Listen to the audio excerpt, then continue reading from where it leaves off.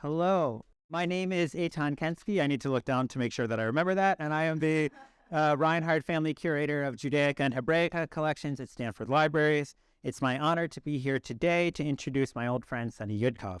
Sonny Yudkoff is Associate Professor of Yiddish Studies in the Department of German, Nordic, and Slavic, and the Moss Weinstein Center for Jewish Studies at the University of Wisconsin-Madison. Her first book, Tubercular Capital, Writing, Illness and the Conditions of Modern Jewish Writing, was published with Stanford University Press in 2019 and was awarded the AAJR Salo Whitmire Barone Prize for Best First Book in Jewish Studies. Her articles have appeared in Proof Text, Jewish Social Studies, Comparative Literature, and elsewhere. She is currently at work on her second monograph, Against Jewish Humor, Toward a Theory of Yiddish Joy. Now, I've known Sonny since graduate school when the two of us studied Yiddish literature together at Harvard University, but I've been thinking a lot about Sonny in recent years for not obvious reasons, and since I know Sonny so well, I thought I'd share the reason why.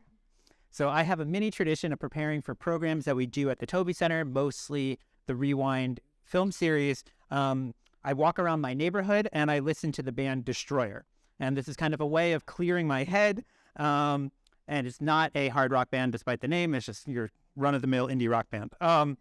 Now, sometimes I listen to an album, sometimes I listen to a lot of songs on shuffle, and there is a song on the 2015 album Poison Season called Bangkok, and it seems to describe a jaded Gen Xer searching for purpose in life, but midway through the song, the band launches into the refrain, "Hey, what's got into Sonny?" Which they repeat many, many times, and which is also the moment when the song suddenly becomes more energetic and optimistic. Now, regardless of what the band intends by the line, I always think of Sonny Yudkoff when I hear it, and I hear the song quite a lot, as I said, and I always intentionally understand this line, "What's got into Sonny?" to mean in its literal sense, what is inspiring Sonny? And the answer is quite a lot. Sonny is being inspired, drawing from a variety of disciplines and across languages, and the results themselves are inspiring to all of us. So it is really a personal pleasure to welcome Sonny Yudkoff here today.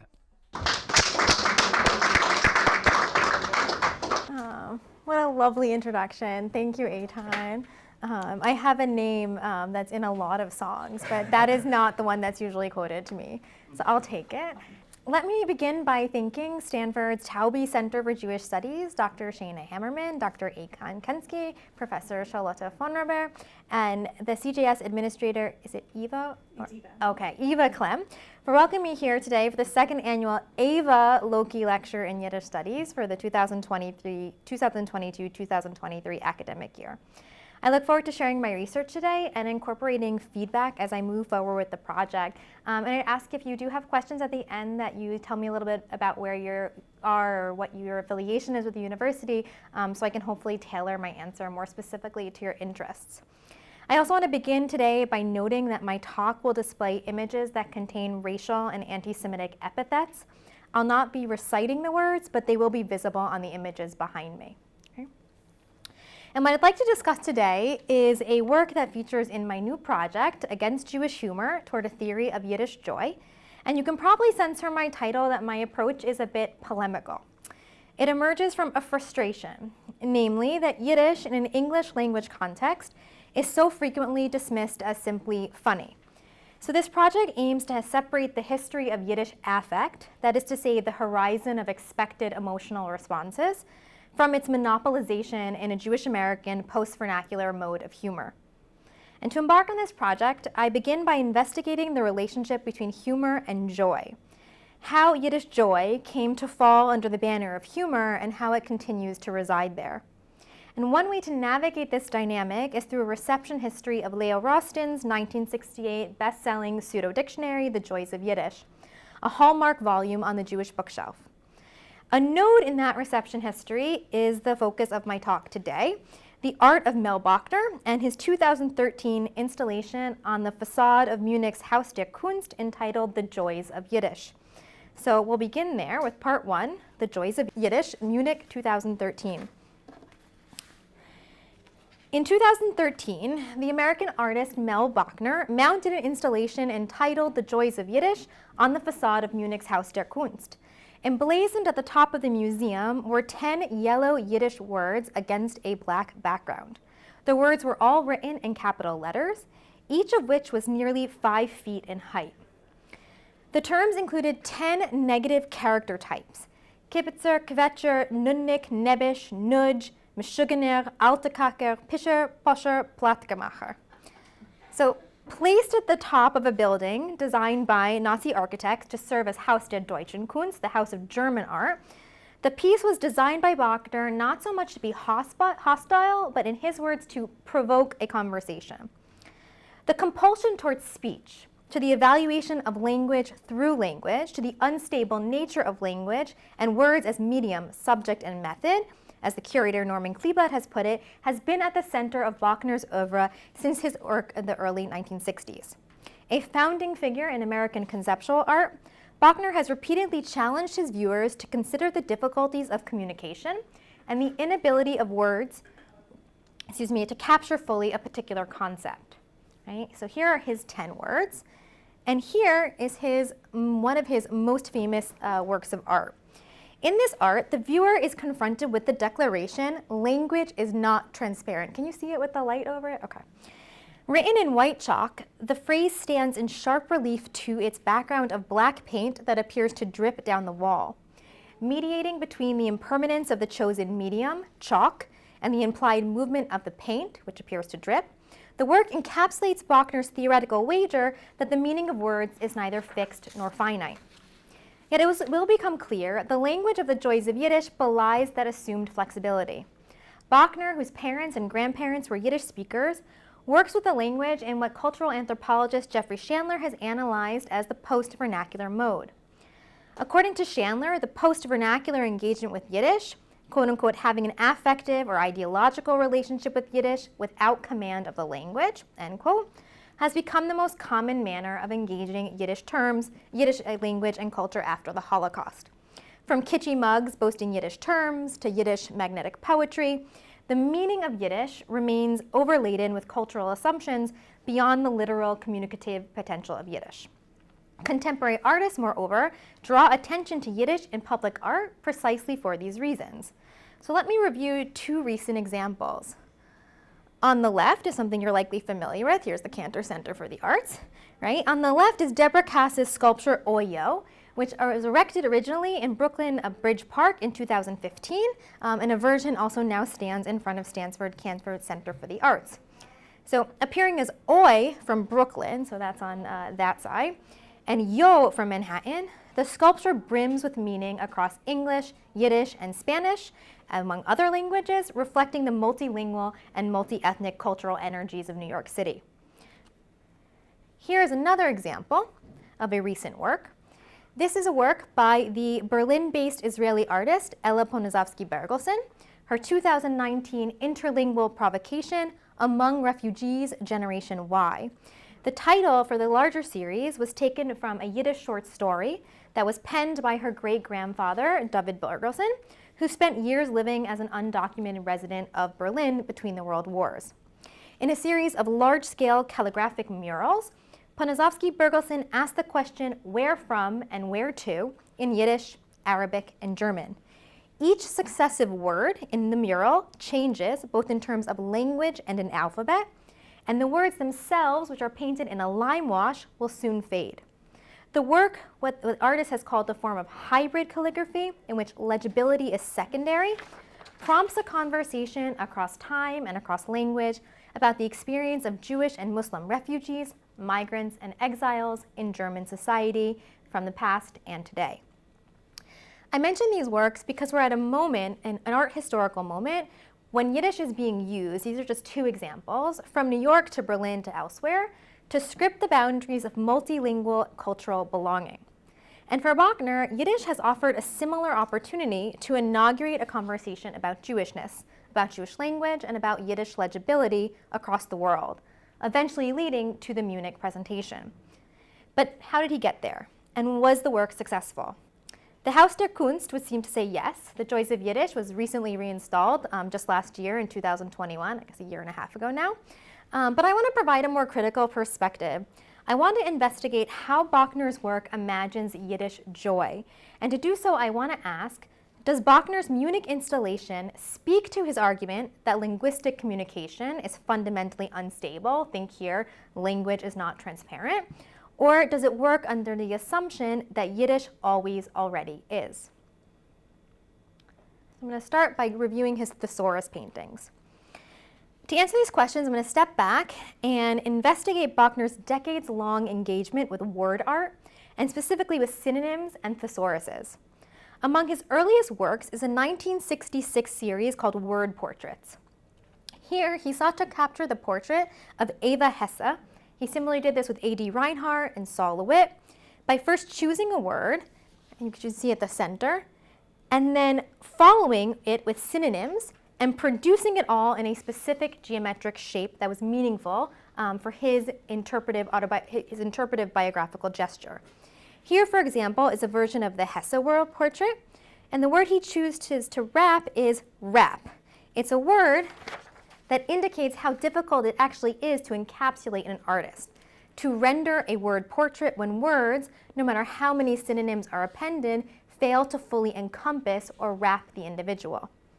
Now, over the years, he's returned to this theme, most notably in his thesaurus paintings. And I'll focus today on his post-2000 paintings. Here are 5 of his thesaurus paintings that he exhibited in 2006 at the Peter Freeman Gallery in New York. Contempt from 2005, Crazy from 2004, Die from 2004, Money from 2005, and Useless from 2004. Now, this is a misrepresentation in that each of them is about 60 by 80 images, so each is about roughly the size of the television screen. Okay? The impetus for this work had been Bochner's discovery some years earlier that Roget's thesaurus had begun to include words that had previously been excluded for being too vulgar. So when Bochner realized this, he decided to explore the perceived devolution of common discourse. So he begins with an ostensibly neutral term, contempt, crazy, die, money, or useless. And then through consecutive synonyms, the work concludes in a crass or chatty eruption, a tonal shift as it has been called. So you see here that crazy devolves into, you can see I'll censor myself here, like effed up, foaming at the mouth, okay? So the shock value of the pieces lie not in the inclusion of the profanity, but rather in the alacrity with which Bochner moves from polite discourse to coarse language. These shifts point directly to the problematic nature of the synonym. How, the paintings ask, can one word mean the same thing as another? So on the one hand, all the words are displayed in capital letters and in a uniform font that is Bochner's signature. And on the other, the words are ordered, spaced, and colored as to create visual and verbal snares that catch the viewers as they examine the work and point them more towards differences than similarities. Language is not transparent, the painting asserts, as each word requires viewers to adjust to its individual hue and to consider it in relation to those surrounding it. What also stands out in the paintings is that Bochner includes a number of terms that originate in languages other than English, including Yiddish. And I'll focus my attention today on the painting Money. The image, which is held by the Smithsonian Museum of Art, and according to the Smithsonian Museum of Art, what does this painting do? It quote-unquote highlights the rich, and there's lots of puns when the Smithsonian does these, the rich vocabulary people use to describe the ubiquitous reality of currency, right? So the opening line of Bochner's painting reads, money, moolah, mizuma, gelt. After moolah, an American slang term of unknown etymological origin, one finds 2 words that are recognizably of Yiddish origin, mizuma and gelt, right? So the first of Hebraic via Yiddish and the second of Yiddish. The terms quickly push the painting into a space of anti-Semitic potentiality, only emphasized in the 3rd line, which begins with the Hebrew English shekels. The number of Jewish terms in money speaks first to the canard of Jewish greed and fiscal domination. But rather than traffic and stereotype, money opens itself up as a mode of critique, demonstrating how Yiddish terms have been conscripted into sociolinguistic hierarchies that structure American English, the home, as you see in line 11, of the almighty dollar. Indeed, the Yiddish and Hebrew terms become part of a larger discourse of non-English epithets, which you can see before you, with racially charged terms of Spanish and Algonquin origin, as well as an ancient term for coinage that doubles as an anti-Asian epithet. The inclusion of these terms place shekels, and by extension mizuma and gelt, within a larger discussion about the reception of ethnic American identity and loanwords when adopted by an English-dominant vernacular.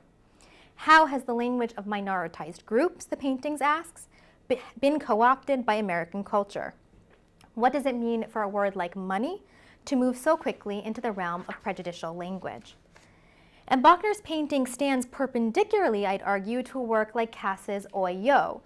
Unlike Cass's sculpture, Bochner's painting is not a celebration of American urban openness or transcultural fluidity, but a verbal critique of intralinguistic stereotyping.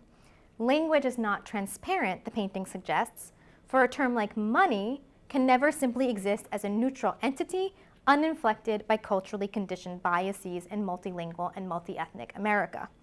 But my question again, I have to keep repeating, what about the Yiddish of the Joys of Yiddish?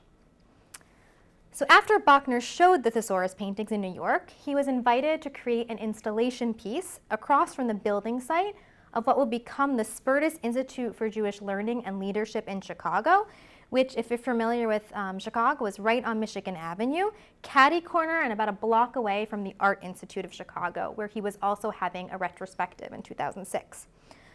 Bochner's work was said to appear as the third contribution in a series that was punningly entitled Language Barriers. Each of the word-based installations, more than 50 feet in length, would be mounted on the barrier outside the construction site of Spertus. Now, unlike the work that preceded him, Bochner chose to confront passerbys with language play in Yiddish, specifically with 24 Yiddish terms. In Bochner's translation of these terms, wise guy, chronic complainer, braggart, simpleton, nag, sad sack, pesterer, shady character, someone who gives you a headache, greedy person, nobody, cranky old man, contrarian, crazy person, prankster, useless bystander, gossip, fall guy, social misfit, born loser, show off, someone who still pees in his pants, blowhard, and troublemaker. Okay. Now, Bochner sourced his terms from a reference lexicon that I imagine many of you know, Leo Rosten's 1968 pseudo-dictionary entitled The Joys of Yiddish. And when Rosten's Joys of Yiddish appeared in November 1968, the book was an immediate sensation. Over the next 9 months, the quote-unquote relaxed lexicon of Yiddish, Hebrew, and Yinglish words often encountered in English, plus dozens that ought to be, with serendipitous excursions into Jewish humor, habits, holidays, history, religion, ceremonies, folklore, and cuisine, that's the description it gives itself on the title page, featured repeatedly on the nonfiction bestsellers list of Publishers Weekly. And by the summer of 1969, over 100,000 copies of the book have been sold. The book remains in print until today. Okay? As multiple reviews have noted, the book emerged at a time when popular interest in Yiddish was on the rise. The 1960s saw a boom in Yiddish joke lexicons, such as Dana Berkman's comedic Goyim My Way, A Gentile's Guide to Yiddish, and Martin Marcus's Yiddish for Yankees, or Funny, You Don't Look Gentile, from 1968. Alongside these joke books, these joke book dictionaries as they were such works as Columbia University linguist Uriel Weinreich's Modern English Yiddish Yiddish-English Dictionary, which also appeared in 1968. Now, what distinguished Rosten's work was its perceived ability to harness the genre of a joke book to a scholarly dictionary. Review after review in the English language press lauded Rosten's chosen method of defining a term by way of a joke, a funny anecdote, or witticism. Yet at more than 500 pages, alphabetically arranged and cartoon-free, unlike the previous books I mentioned, The Joys of Yiddish presented itself not simply as a joke book, but as an authoritative lexicon, defining both Yiddish words as well as terms referring to Jewish ritual observance, holiday celebration, and religious law. Upon publication, it was praised by such well-known figures as the novelist Chaim Potok and anthropologist Margaret Mead, who actually was his sister-in-law, so that's a story for itself. Of course, not everyone loved the volume. Irving Howe, practitioner of what Julian Levinson has called serious Yiddish, noted that, quote, the disemboweled Yiddish now bleeds on display for vulgarians and ignoramuses, end quote. For Howe, Rosten's work trafficked in the worst stereotype of Yiddish. It was not so much a language to speak as a language of mockery and exaggeration. In 1968, the writer and Rabbi Mortimer Cohen further decried Rostin's work on the pages of commentary, asking, quote, "Did Rostin deliberately seek out the most taste-eroding and grubbing idioms in the Yiddish language?" End quote. So turning to Bochner's Joys of Yiddish, the question seems ever relevant. In Bochner's work, the terms range from the humorous Moishe Pupik, which literally means Moses' belly button, but he translated it as a contrarian, to the pathetic Nebish, the sad sack, to the ungenerous Plusher, or blowhard. And absent from the piece are any terms that speak to Jewish ritual practice or devotional life. Further absent are any terms representative of female types. Bochner's world of Yiddish is dismissive, rude, and male. And these facets coalesced in the artist's inclusion of alter kacker, which he renders as cranky old man in his English translation. Now, a more accurate and polite translation that leans polite would be an old crapper. Having consulted Rostin's work, Bochner would also have been aware of the vulgarity of the term, which Rostin identifies as a vulgarism, even rendering it in abbreviation, AK, before adding the clause, quote, "My mother never let me use such a phrase or employ such vulgarity." Some 50 years later, Bochner calls on familial experience as well to justify his use of the term.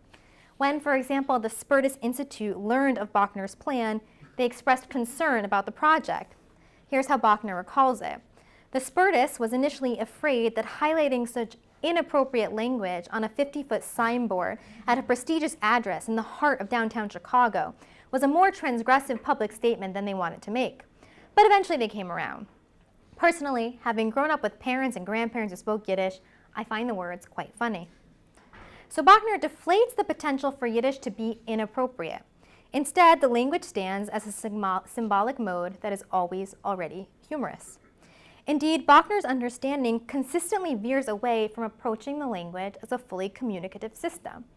On Yiddish, Bochner has stated that it is the original ghetto language, developed by perpetual outsiders to cope with a foreign and often hostile reality. Capable of expressing the deepest of sentiments, it is also a language of intense self-criticism and moral invective. Reflecting an ironic, unrefined, and frequently scatological view of human nature, it is completely indifferent to polite taste.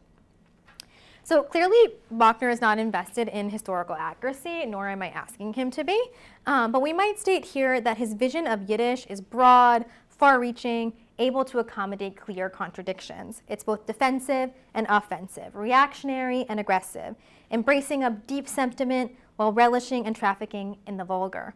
Its scatological view, think here of the alter kacker, remains ever prominent. Yiddish is not a productive or communicative language so much as a cultural code of predetermined meaning. And that meaning, moreover, is evidenced by the major visual difference between the thesaurus paintings and the Joys of Yiddish. Note the coloration.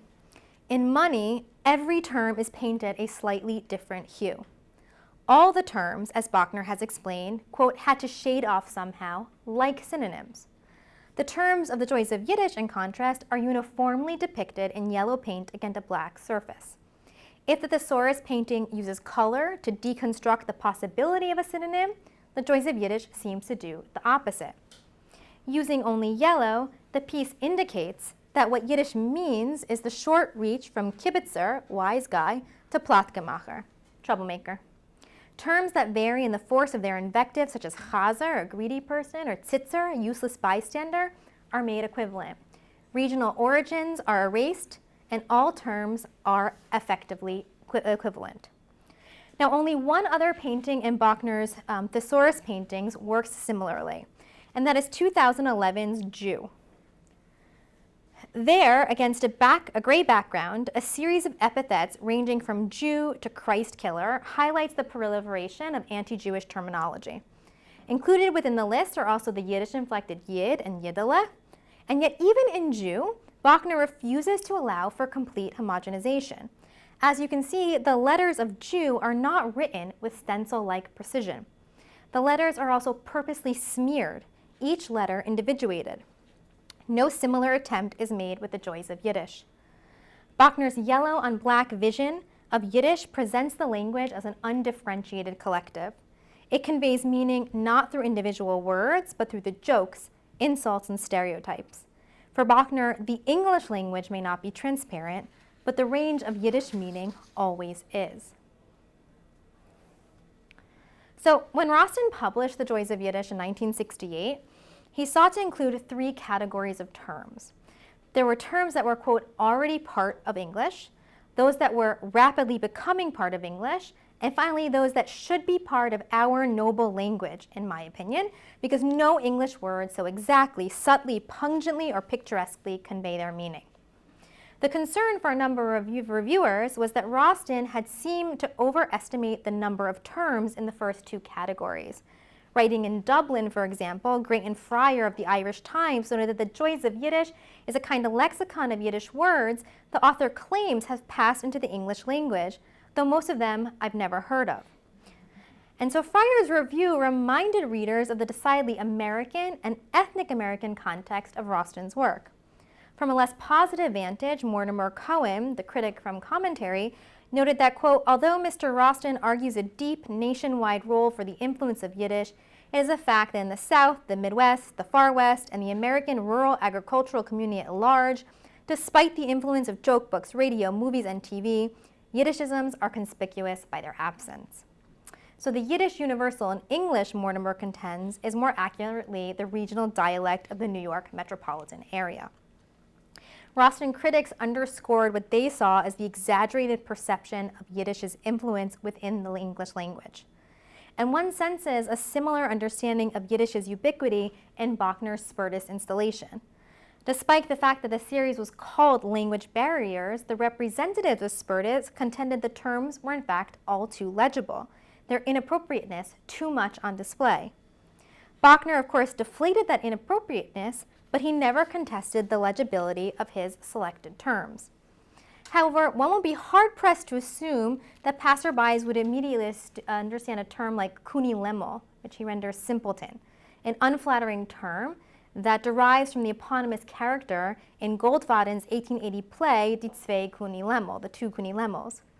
Yet once again, the shared color of the terms allows for the perception of such a term's legibility. If a viewer were, for example, to understand Meshuggah, crazy person, or Pisher, someone who still wets the bed, or any of the other 24 terms, the kunilemo might be misinterpreted by means of color association. The shared color, again, induces a perception of legibility and transparency that stands awkwardly in Bochner's larger oeuvre. The Joys of Yiddish, moreover, unlike Crazy or Money, also presents itself in a monolingual mode, that is to say, entirely in Yiddish. And Bochner, however, is aware in his oeuvre about the power of translation to destabilize meaning. Consider, for example, Bochner's 1998 series of paintings, If the Color Changes. In each iteration of the painting, Bochner layers an extended quote by philosopher Ludwig Wittgenstein in German and English. Here the quote begins, Beobachten ist nicht das gleiche wie betrachten oder anblicken. To observe is not the same thing as to look at or to view. The quote continues, look at this color and say what it reminds you of. If the color changes, you are no longer looking at the one meant. The quote reminds viewers of Bochner's commitment to the idea that the meaning of all terms is tenuous, determined by context and shading. Each color of each letter in each word, German or English, is differentiated. The layering of colors and language further renders the verbiage nearly indecipherable. As such, the painting works to disturb any sense that translation is a viable act. It only obscures coherency and communicability. The Joys of Yiddish presents the opposite. Any variation between words is negated both by virtue of the shared color and by Bochner's refusal to introduce translation into the painting. Once again, Yiddish is deemed legible, negative, humorous, and male without an opportunity for dissent or complication. And this returns us to the scene in Munich with which I began. The range of potential meaning of Yiddish was even further constricted when The Joys of Yiddish was reimagined and remounted in 2013 in Munich as part of a 3-city exhibition, Porto, Portugal, London, England, and Munich, Germany, that was named for Bochner's Wittgenstein piece, If the Color Changes. Having reduced the terms displayed in the Spurtis exhibit, Bochner presents only 10 Yiddish terms in Germany. Kibitzer, Quetscher, Nudnik, Nebbisch, Nudge, Meshuggner, Alterkacker, Pischer, Plusher, and Plattgemacher. They were mounted, as I said earlier, at the top of Munich's Contemporary Art Museum. Now, despite the title of the exhibition, Bochner chose once again to depict all of the Yiddish terms in monochromatic yellow against a black background. In Munich, the color scheme of yellow on black provided an immediate and obvious, I'm sure you're all thinking it, interpretive context. As the museum catalog explained, quote, here the language of the victims in the Third Reich's Jewish ghettos is linked to the perpetrators' colors, the yellow and black armbands the victims were forced to wear. The symbolism was noted by multiple reviewers as well as by Bochner. The move, moreover, was considered especially powerful given the history of the Haus der Kunst. When on July 18, 1937, the museum opened as the House of German Art, and it was designed as a model of fascist architecture. It displayed the work that promoted the vision of Germany advanced by National Socialists, and present at the opening ceremonies was Adolf Hitler himself, who spoke at length on his vision of new German art, exemplified by the museum's inaugural exhibition, Great German Art Exhibit, the Große Deutsche Kunstausstellung.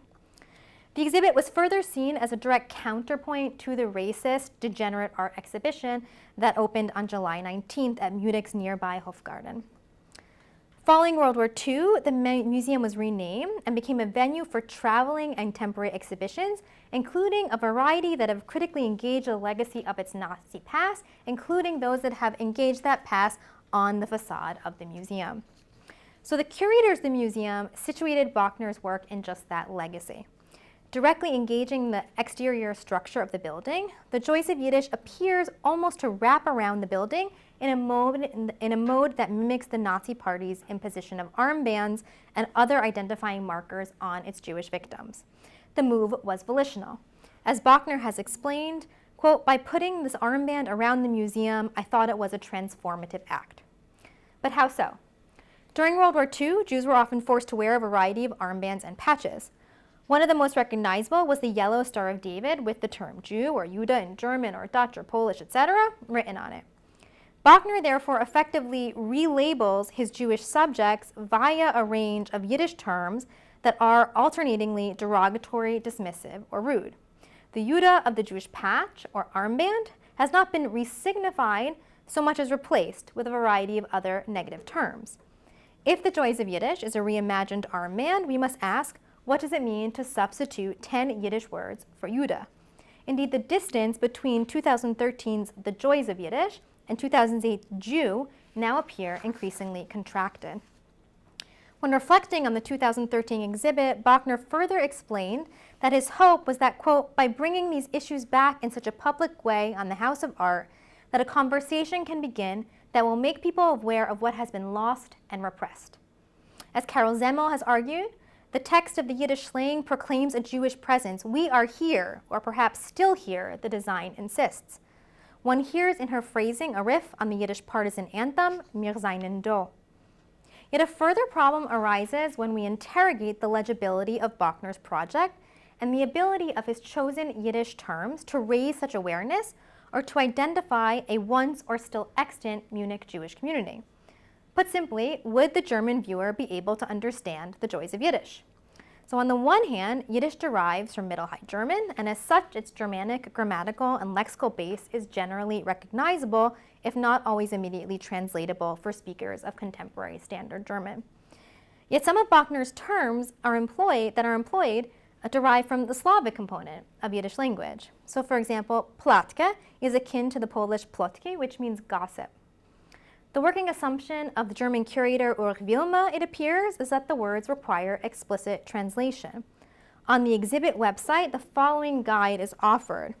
And you should note that the translations of the terms, even those deriving from Germanic roots, such as kibitzer, are translated primarily using words that gesture not to similarities but to differences. And I must note here that Bochner does make use of at least one word that I'm often told by German speakers is very familiar, which is Meshuggner, right? A German iteration, Meshuggner, exists in contemporary German slang, is recognizable. But the German curators choose to translate the term as Verrückter, Bekloppter, insane, or loony. In short, at a minimum, what we can say is that the Munich curators do not take it for granted that the German audiences will be able to understand the Yiddish terms. Assuming, therefore, that not all viewers would be able to understand the terms, the importance of Bochner's chosen colors become all the more overt. Here, the piece appears legible only inasmuch as the viewers would be able to understand that the words are a substitute for Jude. So while the precise meaning of individual Yiddish terms may not be transparent, both the effect and the affect of Yiddish in the German context would be clear. The legibility of Yiddish terms of the Joys of Yiddish is further called into question by a near constant refrain in the German popular reception of the piece. This is the assertion that the Yiddish words are slang words that have found their way into contemporary American English. Recall here the pushback that Leo Rosten had received when he made similar claims in 1968. Whether that reaction is correct or not, the German press reports it as the explanation for Bochner's chosen Yiddish terms. Reflecting on the Munich installation, Bochner has written, quote, "The Yiddish language on this piece is a reminder of a voice that's been erased from German culture. I want to bring back this voice." But what is that voice? As the German reception indicates, it's not the imagined voice of a Yiddish-speaking population of Munich from the past. Rather, it's a vision of Yiddish spoken among contemporary English speakers, among those who read and rely on works like the Joys of Yiddish. It's significant, moreover, that the title of the piece, even when it appears in Germany, remains in English. The language that is being recovered, and I would argue, in order to begin a conversation that will make people aware of what has been lost, is in fact an imagined globalized English. To be sure, the interpretive horizon of the work now appears to edge closer and closer to the presumption that Yiddish, in fact, is not transparent. After all, it now stands as a proxy in Bochner's work for American linguistic imperialism. Yet Bochner's overdetermined meaning of Yiddish continues to gird the piece. For Bochner, these Yiddish terms can only speak in the name of English language dominance because he understands Yiddish to be so bounded, its symbolism so overt, and its ability to make meaning a function only resulting from the American post-vernacular reception of Yiddish. Yiddish, according to Bochner, signifies humor, the Holocaust, and American Jewish culture, and its lack of transparency to a German audience is simply unimaginable. So Bochner's Yiddish work may leave me wanting more. More depth, more research, a more sustained engagement with Yiddish philology, history, aesthetics. One cannot help but suspect, though, that Bochner might respond with a reference to his own Yiddish work from 2010, Kvetch, Kvetch, Kvetch. The bright, hyper-saturated oil and acrylic painting, which featured as one of the standout pieces in his 2014 exhibit Strong Words at the Jewish Museums, went on to adorn mugs and postcards, and the painting appeared to capture the tension of textualized humor and high art that seethes across Bochner's work. Complain, complain, complain. The painting taunts its viewer, inviting them with a wink and a nod into an imagined Yiddish community that welcomes self-criticism and the vocalization of dissatisfaction. The problem is that the message of kvetch, kvetch, kvetch once again assumes an interpretive paradigm for Yiddish completely enmeshed in an American context. Indeed, the noun in Yiddish actually means stress or accent. The verbal form kvetchen means to squeeze or to pinch, while the reflection kvetchen sich means to force oneself or to speak reluctantly, to equivocate.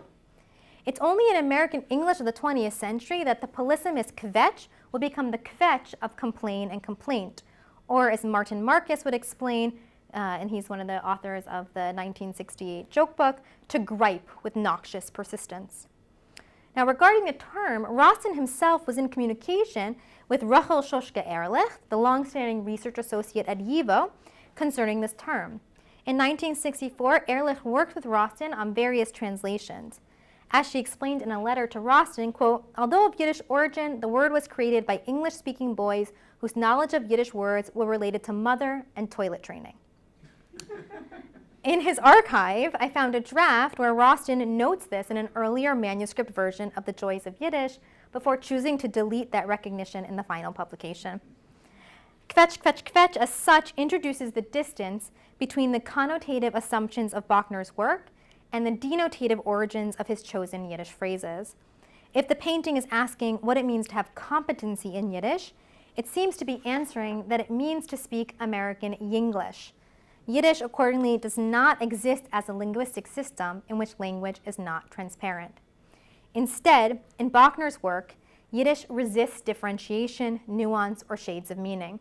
It moves as a vehicle of stereotype, humor, and negative affect. Although mobilized toward broad socio-critical ends to articulate ethnic American tensions, integrate into the English language, as in the case of money, to negate a vision of monolingual American high culture, as in the case of the Joys of Yiddish in Chicago, or to facilitate the pursuit of Vergangenheitsbewältigung, or the coming to terms with the past, as in the case of the Joys of Yiddish in Munich, Bochner's invocation of Yiddish and the Joys of Yiddish ultimately posit a vision of the language that is willfully reductive, anti-obscure, and simply transparent. The message, perhaps most of all, is communicated by Bochner's decision to write his Yiddish terms using Roman letters instead of Hebrew characters. Bochner, though, offers no reflection on his use of transliteration, nor at any point does he qualify that the terms he's writing are not written in Yiddish letters. Rather, it is Bochner's American English vision of Yiddish that transforms the language from a flexible form of communication into a static image, something to be viewed, something to be perceived, but not something whose meaning may be found by deciphering individual terms. If Bochner is interested in a painting, as he has said, as a text that is continually rewritten, he appears far less interested in Yiddish painting as a text that is continually reread and reinterpreted. My point is not that Bochner's conceptual insights into the instability of language are not correct. Rather, my desire is for Bochner to reapply those insights to his Yiddish-driven art, to examine the multiple stresses imposed on and by Yiddish, to squeeze the Yiddish terms in order to find connotative nuance or denotative complexity, to force oneself to question about assumptions about Yiddish, and to equivocate about the potential for Yiddish to make meaning in a manner that sidesteps the stereotypical affect ascribed to it in Jewish American discourse. The paper, therefore, is a call for Bochner viewers to think Yiddish joy with Bochner in spite of Bochner. In other words, to kvetch, kvetch, kvetch. And in her exploration of happiness and affect, cultural critic Sarah Ahmed has pointed out the power of the killjoy. Happiness, Ahmed explains, functions as a promise that directs us towards certain objects. In other words, the judgment that something is good only precedes our encounter with things, not only precedes our encounters with things, but directs us towards those things. It's a task of the killjoy, in Ahmed's case, the feminist killjoy, to interrupt the system, to expose normative cultural evaluation that diminish minoritized voices, and to reveal the socialized assumptions that allow only certain objects to be perceived as bearing positive affect. The feminist killjoy thereby reacts when faced with stereotype and received valuations of joy. She does not kill joy per se, but she questions the conditions that have facilitated that joy in the first place. So following Ahmed, I argue that Bochner's work calls for a Yiddish killjoy, a viewer or artistic voice that disturbs the received notion of Yiddish as monotonal, overdetermined, and transparent, of Yiddish joy simply as humor. To return to Bochner's work, then, is to notice that such a critical voice is already present. For at the center of the Joys of Yiddish is nothing less than a flattened, obscured, and anglicized Yiddish word, kvetch. Thank you.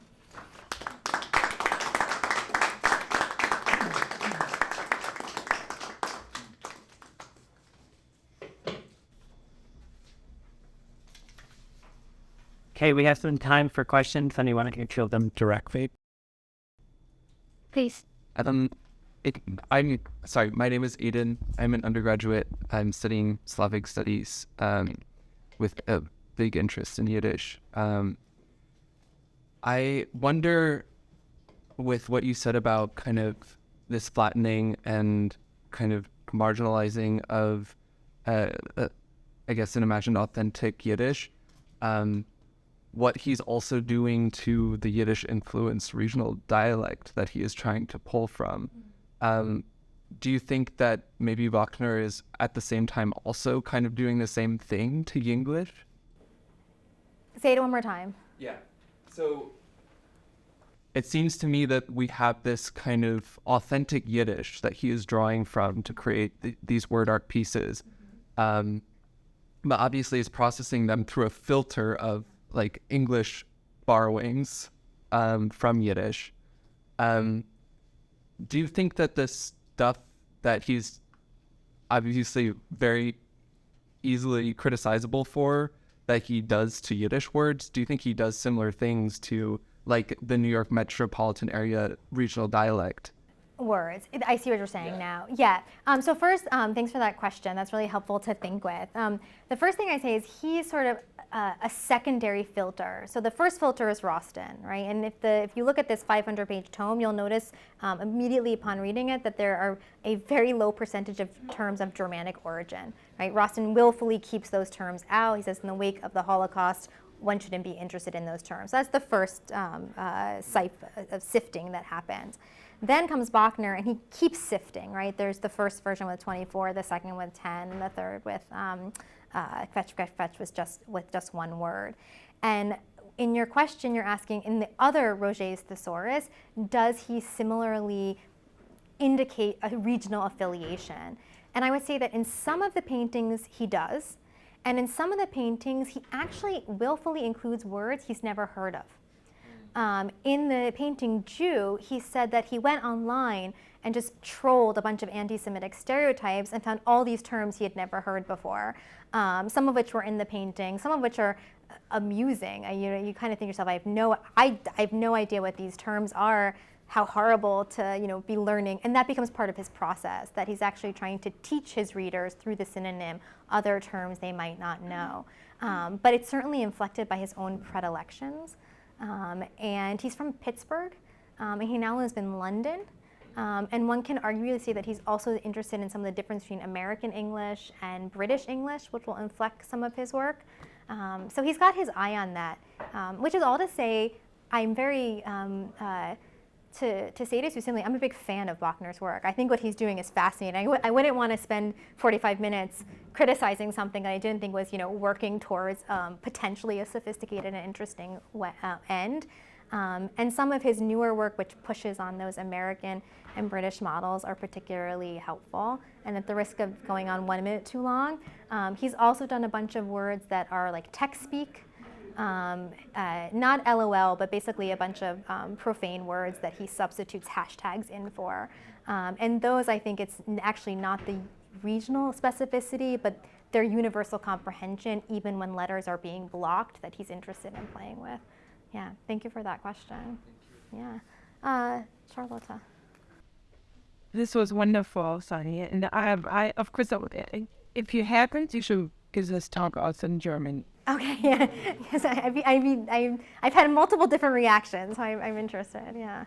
Yeah, I know that, but I guess I was just struck by the money image, which also had the other one, but it had one pawn and we don't have to recite whatever, right? So it's sort of this inter-ethnic kind of right, slurs. Yes. Does that play significant?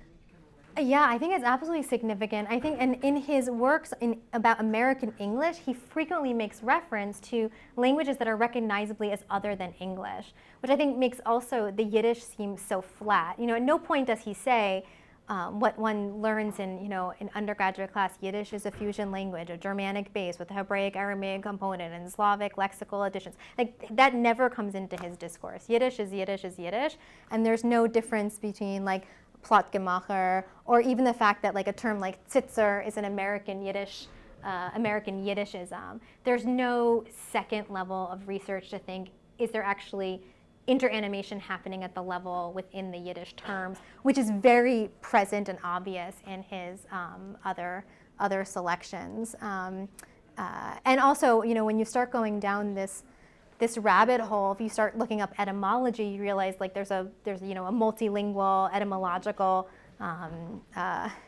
I think mess is what I'd say. I keep trying to pull all the threads together and to make meaning for it. And he's playing with, the person who wants to do that etymological research. Yeah. Thank you for that question. Yeah, Gabrielle. 2 questions. So the first one is, have you talked to him, Bochner? That he's around, and what does he think? Maybe that's not a yes, no. But the other question is, it's so interesting to see the evolution of his like word art over this like 50-year period, right? He's not a young guy. Maybe he's an altar cocker. And like how is his word art and dialogue with other people's word art or topography art? Is he part of a kind of trend in the English language world more broadly? And do those other, I think he is, right? But is there in general in that artistic subculture or world, that genre of contemporary art, is there use of non-hegemonic language, right? Are there other artists who maybe use more African American vernacular or some other kinds of non-hegemonic language in similar ways? So he's part of a big phenomenon, or is this somehow like distinctively Yiddish somehow does these things, and then Yiddish can be used by artists to do these things and others can't? Yeah. So the first question is an easy question. I have not spoken to him, but it's not for lack of effort. At the risk of saying it too casually, like, he's a big deal, and he has an atelier, and he has a whole workshop, and I have spoken to his assistants who granted me permission to publish his images and never bothered to ask if they. I said, would you like to see the paper? No interest. So he has no interest, and I'm saddened by that. But in some ways, it also it frees you as a scholar to write what you want, and I'm appreciative that he's open to critical vantage without being concerned by that. So that's pleasant. I think that's always a scary thought. And he still actively shows. I mean, just last summer at the Art Institute in Chicago, there was another small representative. He's been doing a lot of encaustic work that's really interesting, and thinking about wax as a medium to flesh out some of the malleability and ephemerality of some of these words, which is, I think, very successful and interesting, and I'm compelled by it. So the second question, is there a group of artists? The answer is yes. And so he was a member, he was one of these storied members of conceptual art in the 1960s. He was in and around the Jewish Museum. He worked as a security guard at the Jewish. And so names like Ed Ruscha, Rauschenberg, we were just in the Cantor Art Center, some of all his pals, for lack of a better word, are there. And one of his most famous exhibits is he had planned to do this very large-scale exhibition, and it became simply too expensive. And so he put on an exhibit where there were 4 columns, and he had mimeographed, which was not a new technology in the 60s, but a relatively new technology. And he created binders of all the art that would have been shown and all the receipts that had been, that priced out how expensive this would be. And that was his artistic display. And that's something that is sometimes reperformed or reinstated in different ways. And to say that it continues until today, I mean, Deborah Cass is just one of the, in the Yiddish interested world. But there are many artists from different backgrounds, traditions, different languages. I just saw some fascinating work by a feminist artist of Egyptian heritage, Ghada Amir, who's not just using words, but sewing words as well, to think about how language is threaded, how it's gendered, and how the violent act of penetrative language has the potential to be through the act of writing. So I'm someone who is extremely interested in word and image. So with the Yiddish world, I'm thinking of the work of Yevgeny Fix is really interesting to me. But this is happening. I think one can find examples across languages. But I would say with Bochner, what makes it really helpful to think with is that he's been working since the 1960s. And he keeps coming back to the same questions, and that's very interesting to think with in terms of process, tradition, linguistic change, and how that comes to inform his work. Yeah, yeah. Thanks for that question. Yeah, Eitan? I just want to pick up on Adrian's question, which is, about kind of American English, whether or not there's a critique of that, and to wonder a little bit about that quote you cited in which he's talking about the use of Yiddish in his grandparents' home. Mm-hmm. And I'm kind of curious, it reads a little bit of an excuse, but there also is this phenomenon of kind of like the traits of Yiddish remaining in the vulgar, and kind of the home as a place where if Yiddish is spoken, is to use bad words. So has he given other, reflections on the kind of Yiddish in his household as part of this kind of fact that within the community, you've gone from a place where you have grandparents who speak Yiddish fluently, and now there's occasionally some uses of Yiddish used, and it's just inappropriate language? No.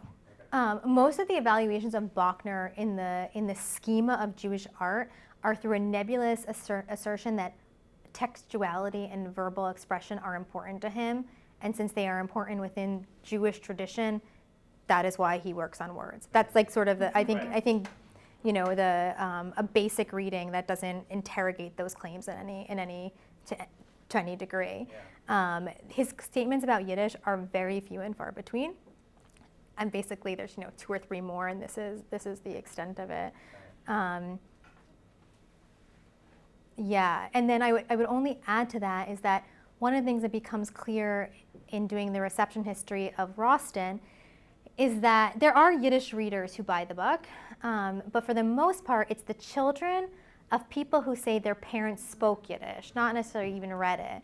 And so you get a lot of letters to Rostin saying, this reminds me so much of my grandmother who lived on Grand Street. This reminds me so much of the debates about the Galicianers versus the Litvaks that were happening on the Lower East Side. It's not even imagined that this is the language of Eastern Europe. This is the language of an imagined American Yiddish like niche micro-historical moment in what is identified as the Lower East Side, independent of that term we know from Hasidic not having even active when Jews were living, quote unquote, en masse on the Lower East Side, and that's the level. There's no secondary. Well, this reminds me of my great grandmother who came from Poland, or my grandmother would talk about her life in Lublin. That's not part of the record at all.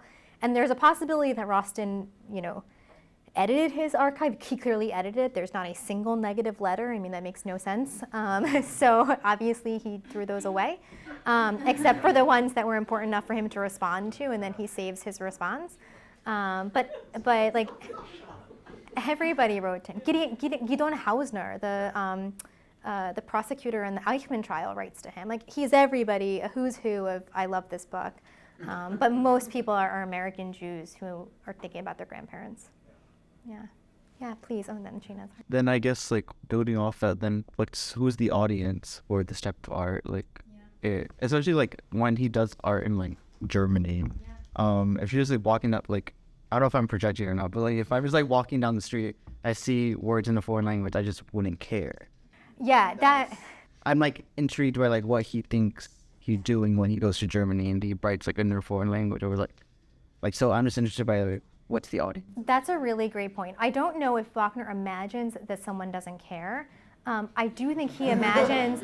No, because I think he probably, he's playing with like attention. But I think he thinks that Germans should care, which is why it's going to be yellow and black, and which is why it can't be any other color than yellow and black, even if it's it should be the yellow with the black on it. This is an inversion, but it's immediately legible through its color schemes, and also it's again not uncommon for artists to make statements that are functionally illegible but should mean something to you on the facade of the Haus der Kunst. In 2009, famously Ai Weiwei, the Chinese artist and installation artist, produced a painting called an installation called Remembering, which was made out of, I think it's 7,000 backpacks in different colors, and it was in memory of the many thousands of people who were killed in the 2008 earthquake in China. It was a protest against the Chinese government's reaction to it, and there was Chinese characters on it. Now, same thing, like what is the German, which I will make the broad statement, will not have Chinese as a second language, saw those letters, and what are they supposed to think with it? It's bright, happy backpacks. You could actually think that it was a happy, joyous presentation. But the phrase that was used was a reference made by a mother about the loss of her daughter. So I think in that instance, you have to have done the secondary research to learn how am I supposed to affectively respond to this. As soon as you have the yellow and black, you have the affective response. Shayna, and then Ariel, and then Adria again, if you may. Okay, so you have the immediate affective response. I think like most people in this room understand what the yellow and black are doing, but even seeing it on that building, when you first put it on the screen, even people in this room were sort of giggling at it. And so I just wonder so we know that this contains the Shoah, and it contains somehow something funny. And your project, I just want you to tell us more about what do we do with that? What do we do with that impulse that even those who understand still have the impulse to laugh at it, this sort of the comic quality of Jewish or of Yiddish? Yeah, I think, so on the one hand, I think that's the most successful part of the provocation, because if a German were to understand Meshuggah, let's take that, and have a little bit of a giggle, they are also in the position to then be uncomfortable in that giggle, and that's an interesting space to occupy. For me, this is one node in the work I'm doing. The book is going to proceed chronologically backwards. And one of the interesting things for me is that the Joys of Yiddish, it seems to posit that Yiddish is joyous, but almost all of the descriptions of joy in the Joys of Yiddish in Bochner's are the joy is a function of humor. And in the Yiddish writers who I am looking at, joy is not a good thing. Joy is not because they don't experience exuberant elation, but joy is a concept, Freude as a concept, is seen as inherited from an Enlightenment discourse that universalizes and that negates Jewish difference. It's seen in the form of fascist joy, of mass joy in joyous parades. It's seen as communist joy, that there's mandated happiness, and there's really interesting things in the Soviet period about joy. And so for the Yiddish authors, joy is a problem. And for me, what's so interesting is that is like, can one tease out joy as a productive, critical place from which to speak? And in some way, these are a bit of my straw men to fight against. But on the other hand, they so script the perception of Yiddish joy that it's impossible to have an other without having this as the first step. Yeah. I'm excited to see your book. Thanks. Yeah, it's in process. Yeah. Ariel. I was also going to ask about the bigger project so fast. Really eloquently said and very interesting. One of the things that strikes me about this is that it almost feels like watching a language go through the digestive system of a ruminant, where it's moving through different stages and changing at every one. But I was wondering if you could zero in on something that you talked a little bit about toward the end of your talk about the disappearance of the original Yiddish characters and how that functions within the bigger story of Yiddish in America, Yiddish in art. I don't know, is that part of the post-vernacular nature of Yiddish? Yeah, and there are artists who use Hebrew characters to represent either Hebrew language or Yiddish language. One of the most famous that you'll frequently see if you go on, I keep talking about the Jewish Museum of New York because it plays an interesting role in my story, and it has a really fascinating collection, both of modern art and explicitly Jewish-themed art. But this is all to say that one of their postcards is a very famous Ben Shahn image of a man with a protest sign for labor rights. And it's in Yiddish. And in some ways that's legible because it's a sign, he's holding it, it's clear that he's a protester, and even if you don't know that it's Yiddish, you know that it's a protest statement of some sort. So its legibility is like contextualized within almost like a cartoon cell of what's happening in the image. But for by and large, in an American context, in a post-war American context, the use of Yiddish language in popular descriptions of Yiddish falls away. So that's something that you probably, we know, right? So there's an erasure. What's been interesting for me though, actually, working with the Rawson Archive, working with the Howe Archive, is I've been shocked to see how many bilingual correspondence records there are well into the 60s and into the 70s. And this may be, you know, my first book ended very promptly at like in the pre-war period. So this is my first foray into post-war context, and I've been surprised to see how Gottstein and Howe, for example, the Yiddish poet Gottstein and Howe, are having a bilingual conversation. Gottstein writes to him in Yiddish, Howe writes in English. Gottstein writes to him in Yiddish, Howe writes back in English. And that seems to continue into the 70s, and that's part of the story that I'm interested in. It's a non-answer answer to your question. Great non-answer. Yeah. Yes, I guess I'll just phrase this as a kind of open comment, because it's interesting that it was very intentional that these Yiddish words not be immediately accessible to German speakers. But it seems to me like if that was the goal, why not write them in the Hebrew characters? Yeah. Because immediately that's recognizable, and even more so would evoke the intended imagery. I think that Bochner thinks that they're recognizable, to put it, to be forthright. I think it would have been a much different statement where these have all been in Hebrew letters. None of the installations that I have studied that engage with, let's call it like the erasure of Jewish life in the context of the attempted genocide against the Jews of Europe, engages with Hebrew lettering. It's all Roman letters. It engages with Yiddish, it engages with English, it engages with French.